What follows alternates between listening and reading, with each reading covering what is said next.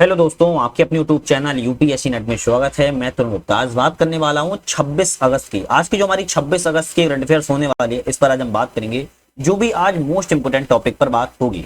तो the Hindu news analysis की पहली तो आपको बहुत ही बखूबी पता होगा, एकीकृत पेंशन योजना। अब ये जो पेंशन योजना आ चुकी है, तो अब भैया सबको पेंशन मिलेगी। और इस पेंशन से किन किन व्यक्तियों को लाभ होगा और किन किन व्यक्तियों को हानि होगी, हम इन दोनों चीजों को जरूर समझेंगे। ठीक है, तो पॉजिटिव और नेगेटिव को समझेंगे।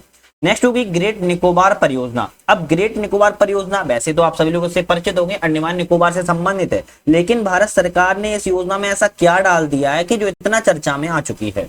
नेक्स्ट होगी विरूपाक्ष मंदिर। अब विजयनगर साम्राज्य आपने इतिहास में पढ़ा ही है, लेकिन इसके बारे में इंपॉर्टेंट है क्योंकि यहाँ पर कुछ ऐसी गतिविधियां हो चुकी हैं को समझना जरूरी हो गया है। विज्ञान धारा योजना, इस नाम से आप नए तरीके से परिचित हो गए, तो इसको समझ लेंगे। और H1N1 एक ऐसा वायरस पैदा हो चुका है जो सभी को परेशान कर रहा है। क्या आप भी इससे परेशान हैं? तो कमेंट करके बताइएगा। खैर, हम एक एक करके चीजों को समझेंगे, लेकिन जल्दी से चैनल को सब्सक्राइब लाइक शेयर कर दीजिए। हमारा ऐप आ चुका है जिसकी डिस्क्रिप्शन में लिंक है, नट लर्निंग ऐप। आप इसको डाउनलोड भी कर सकते हो। आज की हमारी पहली करंट अफेयर्स, एकीकृत पेंशन योजना। अब भैया एकीकृत पेंशन योजना चर्चा में क्यों है? तो केंद्र सरकार ने एकीकृत पेंशन योजना, जिसको यूपीएस कहते हैं, इसकी शुरुआत कर दी, जो कि अटल बिहारी वाजपेयी सरकार के द्वारा शुरू की गई थी। और भारत के सिविल सेवा पेंशन प्रणाली 21 साल पुराने सुधार को प्रभावी ढंग से उलट दिया है। क्या बात कर रहा है कि उलट पलट कर दिया है सिविल सेवा पेंशन प्रणाली के 21 साल पुराने सुधार को। तो केंद्र सरकार ने किया और अटल बिहारी वाजपेयी सरकार के द्वारा इसको शुरुआत की गई थी। एकीकृत पेंशन योजना के बारे में अगर हम समझें, तो एकीकृत पेंशन योजना या फिर हम जिसको यूपीएस भी कह सकते हैं, सरकार ने 24 अगस्त 2024 को पेश किया था संसद में, जो कि 21 साल पुरानी राष्ट्रीय पेंशन प्रणाली की जगह ले रही है। जो एनपीएस होती है उसकी यूपीएस क्या ले रहा है? जगह ले रहा है, जो कि पुरानी योजना थी ओपीएस। तो ध्यान रखना है, ओपीएस से अब क्या हो जाएगा? ओल्ड पेंशन योजना से एकीकृत इंटीग्रेटेड पेंशन योजना, या फिर कह सकती हो कि एकीकृत पेंशन योजना, इसका बदल के संरचना बन जाएगी। इस संरचना में अगर हम बात करें कि मुख्य विशेषता क्या है, तो गारंटी, इसमें कुछ 5 विशेषताएं, जैसे कि गारंटीकृत विशेषता है, दूसरी महंगाई राहत है, तीसरी पारिवारिक पेंशन है, चौथी सेवानिवृत्ति भुगतान है, और 5वां न्यूनतम पेंशन है। तो एक एक करके चीजों को अच्छे से समझेंगे। ठीक है, किसी को कहां पर लाभ होने वाला है इसको भी हम देख लेंगे। खैर देखें, अगर हम, तो गारंटीकृत पेंशन क्या है? जो सरकारी कर्मचारी होते हैं, जो गवर्नमेंट एम्प्लॉय होते हैं, उनको आजीवन मासिक पेंशन के रूप में उनके जो अंतिम वेतन होगा उसका 50% देने का वादा किया जा रहा है इस पेंशन योजना के तहत। चलो बढ़िया बात है, क्योंकि गवर्नमेंट एम्प्लॉय हैं, आजीवन उनको मासिक पेंशन मिलेगी, जैसे कि आपने पहले मिलती भी थी लोगों को। आपके घर परिवार में कोई होगा तो आपने सुना। दूसरी है महंगाई राहत। महंगाई राहत की अगर बात करें, तो महंगाई राहत पेंशन में क्या होगा भैया? महंगाई राहत पेंशन में मुद्रास्फीति, क्यों सी मुद्रास्फीति जो इन्फ्लेशन है उसके अनुरूप समय समय पर महंगाई में राहत में भी इसमें वृद्धि शामिल की जाएगी। ये भी बढ़िया बात है। तीसरी आती है पारिवारिक पेंशन। अब ये पारिवारिक पेंशन का मतलब क्या है? सरकारी कर्मचारी की अगर मृत्यु हो जाती है, तो उस स्थिति में परिवार को कर्मचारी के पेंशन के 60% के बराबर पेंशन का आश्वासन भी दिया गया है। बढ़िया बात है कि सरकारी कर्मचारी गवर्नमेंट एम्प्लॉय है, मान लो दारू बारू ज्यादा पीता है ना, और मर जाता है, मृत्यु हो जाती है, अरे कभी ना हो किसी के घर पे, लेकिन मान लो हो जाती है, तो उस परिवार के कर्मचारी की जो पेंशन होगी 60% बराबर के पेंशन देने का भी आश्वासन किया गया है। तो यहां पर 3 क्या है? गारंटी है, महंगाई से राहत मिलेगी और पारिवारिक पेंशन में बढ़ोतरी होगी। फिर आता है सेवानिवृत्ति भुगतान। अब भैया सेवानिवृत्ति भुगतान क्या है? तो सेवानिवृत्ति के समय जो ग्रेच्युटी है उसके लाभ में अतिरिक्त एक मुफ्त भुगतान भी प्रदान किया जाएगा। मतलब कि जब आपकी सेवा से आप बाहर रिटायरमेंट हो गए तो आपको एक मुफ्त भुगतान भी वहां पर मिलेगा। नेक्स्ट आती है न्यूनतम पेंशन। न्यूनतम पेंशन में क्या है भैया? केंद्र सरकार की सेवा में कम से कम गवर्नमेंट एम्प्लॉय हो, गवर्नमेंट एम्प्लॉय में लेकिन सेंट्रल के हो अगर आप, और कम से कम आपने 10 वर्ष पूरे कर लिए, तो पूरे करने वालों को प्रति माह 10,000 की न्यूनतम पेंशन भी सुनिश्चित की जा रही है। बढ़िया बात है ये भी, क्योंकि न्यूनतम पेंशन भी है अगर आप केंद्र सरकार की सेवा में, ध्यान रखिए राज्य सरकार की नहीं, केंद्र सरकार सेंट्रल गवर्नमेंट की अगर आप सर्विसेज में हैं, तो 10 वर्ष पूरे होने पर आपको प्रति माह 10,000 की न्यूनतम कम से कम पेंशन भी यहाँ पर मिलेगी। अब ये यूपीएस के तहत योगदान क्या है, मतलब क्या योगदान करना पड़ेगा, और एनपीएस और यूपीएस में संक्रमण क्या है, मतलब कि ओवर क्या है, उसको भी समझेंगे। तो पहले से देखते हैं कि यूपीएस के तहत योगदान क्या है। तो योगदान की बात करें, यह योजना अंशदायी है। कैसी है? अंशदायी है, जिसकी निम्नलिखित विशेषताएं भी है।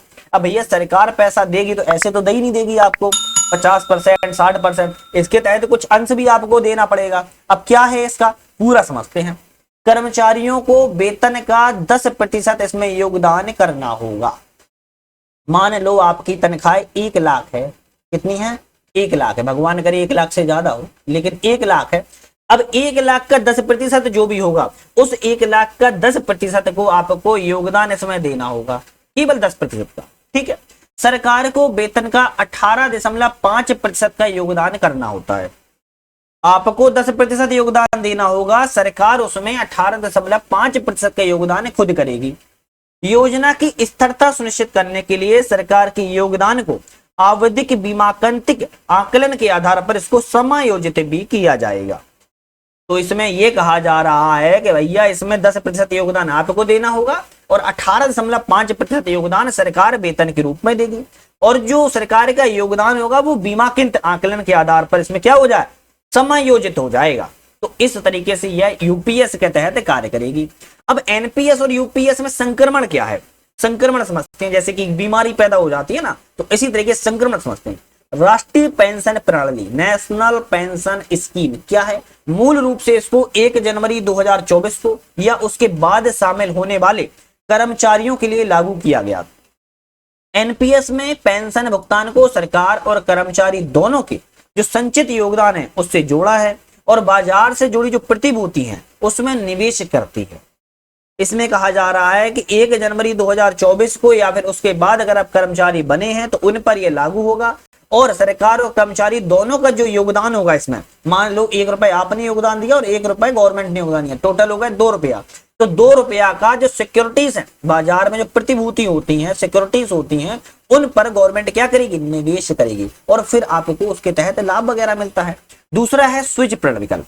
अब स्विच विकल्प क्या है? जो सेवानिवृत्ति आयु है उसके तहत 2004 के बाद शामिल हुए कर्मचारियों के पास एनपीएस से यूपीएस में स्विच करने का विकल्प है। मान लो 2004 में आपकी सेवानिवृत्ति आयु हो गई और उसके बाद आप सोच रहे हो कि हम एनपीएस में थे, एनपीएस से आपको यूपीएस में जाना है, तो भैया आप जा सकते हो, आप स्विच कर सकते हो। एक तरीके से कह सकते हो कि हमने घर लिया था अहमदाबाद में और अभी हम चाहते हैं कि वाराणसी में, तो आप स्विच कर सकते हो। इस तरीके से एनपीएस से यूपीएस में भी स्विच कर सकते हो, जिसमें लगभग 99% एनपीएस सदस्यों के लिए फायदेमंद होने की उम्मीद भी जताई जा रही है। तो ये भी बढ़िया बात है। नेक्स्ट हमारी करंट अफेयर्स आती है ग्रेट निकोबार परियोजना। अच्छा, आपको ये समझ में आ गई ना राष्ट्रीय पेंशन, क्योंकि मैंने पूरा बता दिया आपको डिटेल से, एक एक चीज एक एक खोल खोल के बता दिया। कुछ कमियां भी हैं, कुछ फायदे भी हैं, तो आप अपने हिसाब से इसको देख लेना। कुछ बात है तो कमेंट करके बता देना। नेक्स्ट बात करते हैं ग्रेट निकोबार परियोजना। अब ये ग्रेट निकोबार परियोजना क्या है और अंडमान निकोबार से इसका संबंध। तो हाल ही में केंद्रीय पर्यावरण एवं वन जलवायु परिवर्तन मंत्रालय, कौन सा है मंत्रालय? केंद्रीय पर्यावरण एवं वन और जलवायु परिवर्तन मंत्रालय ने आश्वासन दिया है। किस बात का दिया है? कि स्थानीय जनजातियों को विस्थापित या परेशान नहीं किया जाएगा। जो स्थानीय, वहां जो कि लोकल जनजाति हैं, उनको विस्थापित नहीं करी जाएगा और न ही उनको परेशान किया जाएगा, और जनजातीय परिषदों के साथ उचित परामर्श किया जाएगा। लेकिन आप सभी जानते हो कि कहते कुछ और हैं और करते कुछ और हैं, है ना, बड़ी आराम से आप जानते भी हो। खैर, लेकिन ये आश्वासन दिया है केंद्रीय पर्यावरण वन जलवायु परिवर्तन मंत्रालय के द्वारा ग्रेट निकोबार में जो स्थानीय जनजाति है उनके लिए।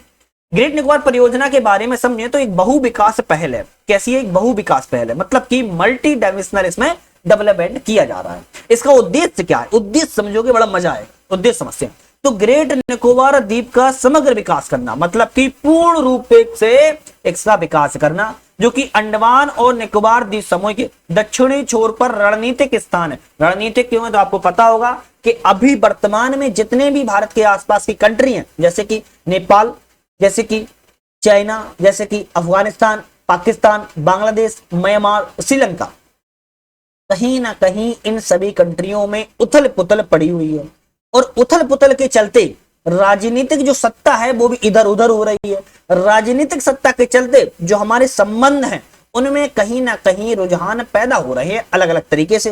तो उनको देखते हुए भारत की एक प्रमुख बहुउद्देशीय परियोजना है कि दक्षिणी छोर तक हम रणनीतिक इसको बना देंगे।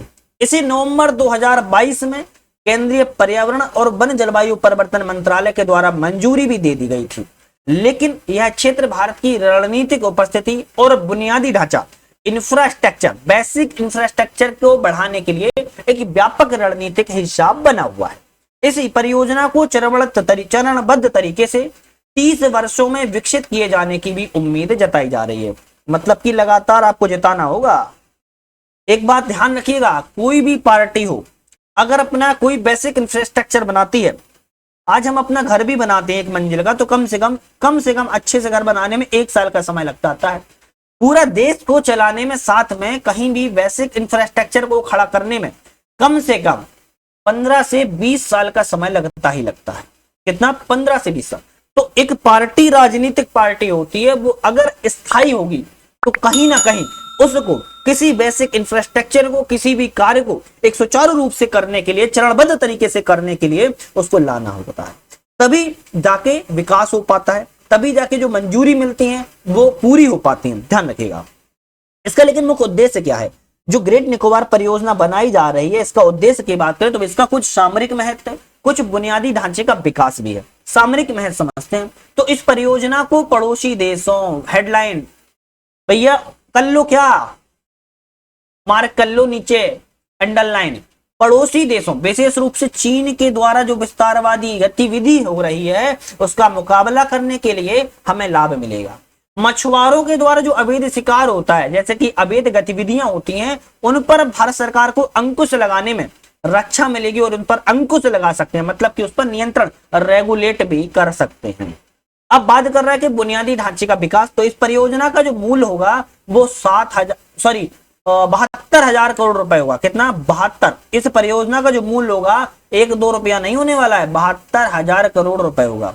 इसमें जो बुनियादी ढांचा होगा तो इसमें एक अंतरराष्ट्रीय कंटेनर ट्रांसशिपमेंट टर्मिनल का भी विकास किया जाएगा। मतलब कि मान लो आपने सोमालिया से कोई कंटेनर शिपमेंट को जहाज के माध्यम से लाया और वहां पर आपको मान लो शिपमेंट, या मान लो आपको वहां पर पेट्रोल डीजल कोई भी है, आपको ईंधन भरवाना है या आपको वेयर हाउस बनाना है, तो आप उसकी सुविधा वहां पर ले सकते हो। साथ में दोहरा सैन्य नागरिक कार्यों के लिए भी एक ग्रीन फील्ड अंतरराष्ट्रीय हवाई अड्डा भी, इंटरनेशनल हवाई अड्डा बनाया जाएगा सैन्य वाला। टाउनशिप विकास और एक 450 MVA बिजली संयंत्र भी, जो कि गैस और सौर दोनों आधारित इसमें शामिल भी किए जाएंगे। भौगोलिक संदर्भ की अगर हम बात करें, अगर इसका स्थान कहां होगा, तो ग्रेट अंडमान निकोबार द्वीप, जो कि अंडमान निकोबार द्वीप समूह का जो दक्षिणी द्वीप है उसमें ये शामिल होगा। 10 डिग्री चैनल के द्वारा अंडमान द्वीप समूह से ग्रेट निकोबार को ये अलग भी करता है। भारत का सबसे दक्षिणी बिंदु इंदिरा पॉइंट भी अवस्थित होगा वहीं पर। और इंडोनेशिया से अगर दूरी की बात करें तो केवल 150 किलोमीटर से कम दूरी पर यह स्थित है। पारिस्थितिक तंत्र, इकोलॉजिकल सिस्टम की बात करें तो इस द्वीप को उष्णकटिबंधीय आर्द्र सदाबहार वन, जो कि 650 मीटर तक ऊंचाई पर पर्वत श्रृंखलाओं तटीय मैदान में पाए जाते हैं। 2 राष्ट्रीय उद्यान भी होंगे, एक बायोस्फीयर रिजर्व भी है, लेदर बैक समुद्री कछुए भी पाई जाती हैं और संकटग्रस्त जो प्रजातियां हैं उनका भी यहां पर समर्थन करने की उम्मीद जताई जा रही है। स्वदेशी जनजातियों पर प्रभाव की बात करें तो स्वदेशी जनजातियों की जो आबादी होगी, जो जनजाति आबादी होगी इस द्वीप में सोमपेन, जो कि एक शिकारी संग्राहक जनजाति है और निकोबारी लोगों का आवास है। ध्यान रखिएगा सोमपेन, ये वेरी इंपॉर्टेंट है, कभी कभी एग्जाम में आता है कि सोमपेन जनजाति कहाँ की है, तो आपको लिख देना है निकोबार द्वीप समूह की है या फिर अंडमान निकोबार द्वीप समूह की है। सोमपेन एक शिकारी संग्राहक जनजाति है और ये निकोबारी लोगों का आवास है। अनुमान है कि यहाँ पर 237 सोमपेन और 1094 निकोबारी, जो कि 751 वर्ग किलोमीटर में फैले हुए। ध्यान रखना है केवल सोमपेन 237 और 1094 कितने हैं? निकोबारी हैं। जनजाति अभ्यारण्य में रहते हैं और 84 वर्ग किलोमीटर की परियोजना के लिए एक गैर अधिसूचित का प्रस्ताव भी पेश करते हैं। तो ये बहुत इंपोर्टेंट योजना है, इसके बारे में आपको जरूर समझना होगा। पर्यावरण और भूकंपीय विचार को यहाँ समझते हैं। जो वनों की यहाँ पर कटाई होगी वो 13,075 हेक्टेयर वन भूमि और द्वीप के लगभग 15% क्षेत्र को मोड़ के लिए निर्धारित किया गया है, जिसमें से लगभग 9,64,000 पेड़ को गिरने की यहाँ पर उम्मीद भी जताई जा रही है। मतलब कि करीब करीब आसपास 9.5 लाख के आसपास पेड़ यहाँ पर गिराए जाएंगे।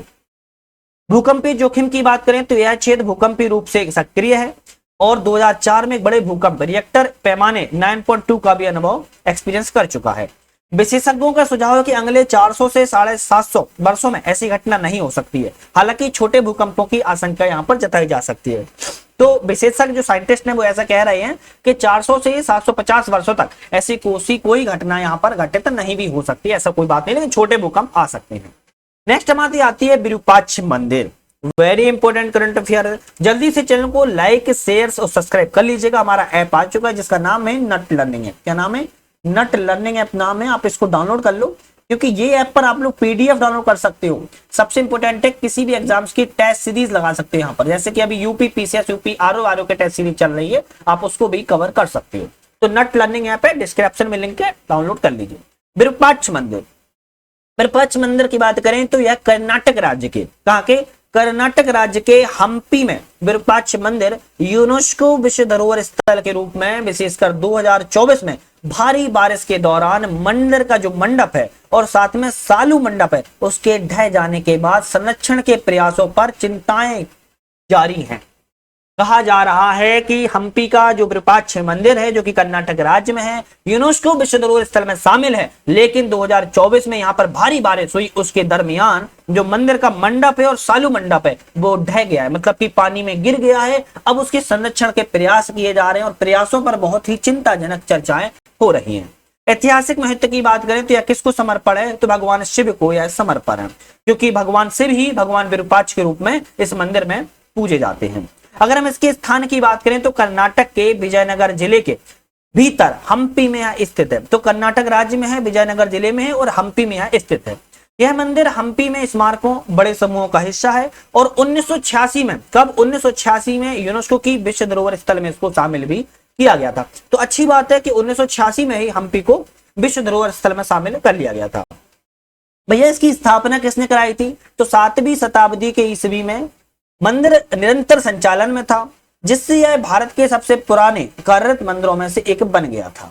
अगर हम बात करें इसका मंदिर का निर्माण तो विजयनगर साम्राज्य में हुआ था, विजयनगर के शासकों ने इसका निर्माण करवाया था। अगर हम विकास की बात करें तो मूल रूप से यह एक मामूली मंदिर है, बहुत अच्छा मंदिर नहीं है, मामूली मंदिर है, लेकिन मंदिर को विजयनगर के राजाओं के शासनकाल के दौरान वर्तमान भव्यता का विस्तारित माना जाता है, जिसमें चालुक्य और होयसल युग से भी इसको निर्माण शामिल है। ध्यान रखना, इसमें ध्यान रखना है, चालुक्य और जो होयसल है वो भी इसमें निर्माण में शामिल है। ठीक है, तो वास्तुकला की संबंधित बात करेंगे, एग्जाम में ज्यादातर यहीं से क्वेश्चन आते हैं, वो सब बातें तो आपको पता ही होती हैं, लेकिन वास्तुकला ध्यान रखना है, जो इसकी शैली है, कैसी शैली है? तो मंदिर दक्षिण भारतीय स्थापत्य शैली में बनाया गया है। कैसी? दक्षिण, साउथ इंडियन स्थापत्य शैली बनाया गया है, जहां पर जटिल शिल्प कौशल और उन्नत इंजीनियरिंग का प्रदर्शन किया गया है। यहाँ की मुख्य संरचना की बात करें तो मंदिर परिसर में एक गर्भगृह है और कई स्तंभों वाले हॉल में है, जहां पर 100 स्तंभों वाला एक हॉल है, मतलब कि 100 ऐसे पिलर लगे हुए हैं, उस तरीके से यहाँ पर हॉल भी है। पूर्व कक्ष और भव्य गोपुरम यहाँ का प्रवेश द्वार है, मतलब कि साउथ में तो वैसे आपको पता होगा कि गोपुरम की भव्यता दिखाई जाती है। अगर हम गोपुरम की बात करें तो गोपुरम 3 प्रमुख गोपुरम है, जिसमें पूर्वी गोपुरम सबसे बड़ा है, जो कि 9 मंजिला और 50 मीटर ऊंचा है। यहाँ पर 3 गोपुरम देखने को मिलेंगे, मतलब कि 3 दिशाओं में, जो कि ईस्ट में होगा। कैसा? ईस्ट में होगा, जो सबसे बड़ा है गोपुरम है, जो कि 9 मंजिला है और 50 मीटर ऊंचा है। अन्य 2 गोपुरम की बात करें तो परिसर के आंतरिक पूर्वी और आंतरिक उत्तरी निकायों किनारों पर यह स्थित है। तो पूर्वी आंतरिक और पूर्वी उत्तरी किनारों पर स्थित है। मूर्तिकला की विवरण की बात करें तो हिंदू देवी देवताओं की सुंदर मूर्तियों को यहाँ पर सुशोभित किया गया है, तो ये अच्छी खबर है। और सांस्कृतिक महत्व को और देख लेते हैं तो विरूपाक्ष मंदिर हम्पी में धार्मिक और सांस्कृतिक गतिविधियों का केंद्र बिंदु बना हुआ है, जो कि तीर्थयात्रियों और पर्यटकों के समान रूप से आकर्षित करता है। पूजा का इसका निर्बाध इतिहास भारत के आध्यात्मिक परिदृश्य के लिए स्थायी महत्व को उजागर करता है।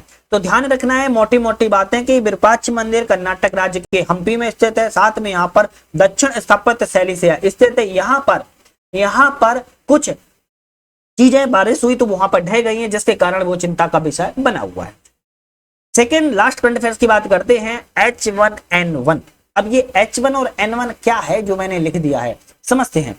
H1 और N1 की अगर हम बात करें तो भारत में जुलाई 2024 के अंत तक इन्फ्लुएंजा ए क्या है, इन्फ्लूजा ए H1N1 जिसको हम कहते हैं के कारण 9,000 से अधिक लोगों के मामले दर्ज किए गए और 178 मौतें इसमें दर्ज की गई हैं। भैया स्वाइन फ्लू के नाम से भी इसको जाना जाता है, किस नाम से, स्वाइन फ्लू के नाम से जाना जाता है, ध्यान रखिएगा। और भारत में लगभग 9,000 से अधिक मामले इसमें दर्ज किए गए, जिसमें 178 लोगों की क्या हो चुकी है, डेथ अभी तक हो चुकी है। इन्फ्लूजा ए इसका नाम है, H1N1 भी कहते हैं और इसको स्वाइन फ्लू के नाम से भी जाना जाता है। H1N1 के इन्फ्लूजा के बारे में थोड़ा डिटेल से समझिए तो वायरस की प्रकृति कैसी है। तो वायरस जो है वो इन्फ्लूजा ए वायरस का एक उप प्रकार है, जिसे आमतौर पर स्वाइन फ्लू के नाम से जाना जाता है। यह मनुष्यों में और सुअरों में दोनों को संक्रमित कर सकता है, ध्यान रखना है। मनुष्य भी आज के समय में जिस तरीके से रेप केस बढ़ रहे हैं वो सुअर की कैटेगरी में आते हैं, तो मनुष्य और सुअरों में दोनों को यह संक्रमित कर सकता है। और मुख्य रूप से जो सांस लेने संबंधी बीमारी होती है उसमें यह ज्यादा अटैक करता है। अगर इसके हम संचरण की बात करें तो यह वायरस संक्रमित व्यक्तियों के खांसने, छींकने, बात करने से और श्वसन बूंदों के माध्यम से भी फैल सकता है और दूषित सतहों को छूने से भी संक्रमित कर सकता है। मतलब की सीधी बात यह है कि मान लो ए नाम का व्यक्ति अगर संक्रमण है और आप उसके पास, मतलब आप नहीं, मान लो बी नाम का व्यक्ति अगर उसके पास खड़ा है, तो ए नाम का जो व्यक्ति संक्रमित है अगर वो खांसता है, छींकता है, बात करता है, तो वायरस की अगर H1N1 की अगर बूंदें श्वसन के माध्यम से बाहर फैलती हैं तो उससे आप भी दूषित हो सकते हैं, बी नाम का व्यक्ति भी दूषित हो सकता है।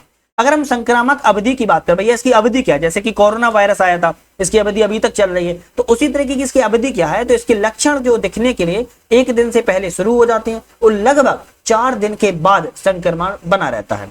बच्चे और प्रतिरक्षा विहीन जो व्यक्ति होते हैं उनमें यह लंबे संक्रमण तक बना रह सकता है, जो इनका लंबा संक्रमण काल है वो और अधिक लंबा बना रह सकता है। वैसे नॉर्मल 4 दिन तक रहता है।